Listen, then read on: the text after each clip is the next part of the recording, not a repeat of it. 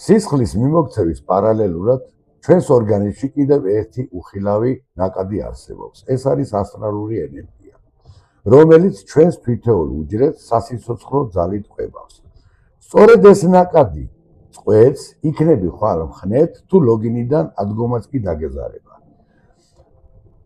აქ ორი მხარეა, როცა ეს დინება ნეგატიურია, ის გავს მღრიე დაგუბებულ წყალს. ის სადღაც აუცილებლად გაიჭედება და სწორედ იქ იწყება პრობლემები. ზოგს წელი ტკივდება, ზოგს გული აწუხებს, ზოგს მუდმივი შაკიკი ტანჯავს.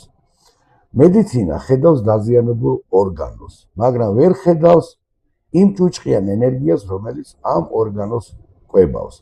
სანამ ეს ნეგატიური ნაკადი არ შეიცვლება, წამალი მხოლოდ დროებითი საშუალებაა, მაგრამ არსებობს დადებითი სუფთა ნაკადის. ეს არის ის ზალა, რომელიც პირდაპირ ასტრალიდან მოდის.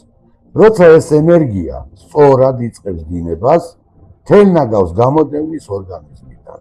მთავარი საიდუმლოც სწორედ ეს არის.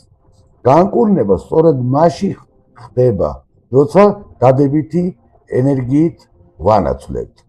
ეს არ არის მხოლოდ დაავადების გაქრობა. ეს მთლიანი სხეულის გამოცვლას გზა გავს. ადამიანები, ვინც ამ ტრანსფორმაციას გადიან, ამბობენ, რომ არა მხოლოდ ტკივილი გაუჩერდა, არამედ თითქოს თავიდან დაიბადნენ. როცა შენი შინაგანი დინება სუფთაა, დაავადება იქ უბრალოდ ვერ ჩერდება. ჯანმრთელობა სხვა არაფერია თუ არა, ამ სუფთა ენერგიის თავისუფალი მოძრაობა ჩვენს ორგანიზმში. ჩემი მკურნალობის პრინციპი სწორედ ეს არის.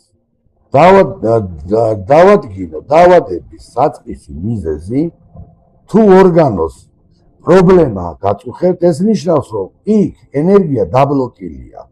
ჩემი ამოცანაა ეს ნეგატიური მუხტი შევცვალო დადებითით, სუფთა ენერგიით, რომელიც პირდაპირ ასტრალიდან მოდის. სწორედ ამის შედეგად ხდება ამ კონკრეტული ორგანოს მკურნალობა, რომელიც მანამდე პრობლემას გიქმნიდა. ეს პროცესი მუშაობს როგორც მენტალურ, ისე ფიზიკურ დონეზე.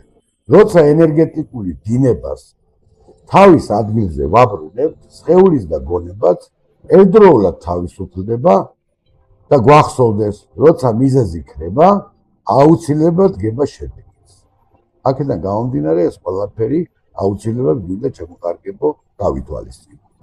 მადლობთ ყურადღებისთვის.